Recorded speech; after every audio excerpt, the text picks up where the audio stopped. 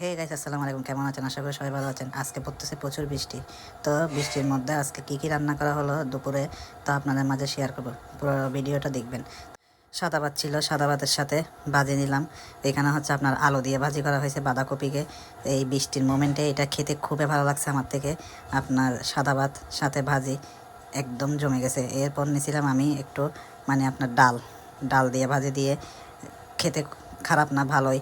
আপনার ডাল দিয়ে আলু ভর্তা দিয়ে খাওয়া হয়, কিন্তু ডাল দিয়ে ভাজিও খাওয়া যায়, এটা খেতে খুবই মজা।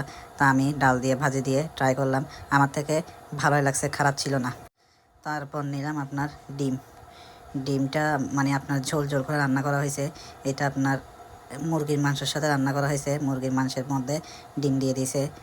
এবং সবার শেষে নিয়েছি মুরগি। এটা হচ্ছে দেশি মুরগির মাংস, যেটা আপনার আলু দিয়ে রান্না করা হয়েছে। আমি একটু ঝোল বেশি পছন্দ করি, তো ঝোল নিয়ে নিচ্ছি। তো এটা খারাপ না। আপনার মাংসগুলোও দেশি মাংসতে একটু শক্ত শক্ত রাখা হয়, তো একটু একটু শক্ত ছিল, কিন্তু তাও খেতে মজা। আপনার এই এরকম ঝোল ঝোল খেতে তারপর মজা লাগতেছে। এদিকে আলু নিলাম, একটু ডিম নিলাম, সবগুলো এক মিক্সড করে তারপর খেলাম। দেখলাম যে খুবই ভালো লাগছে। তো আজকের মতো এটুকু।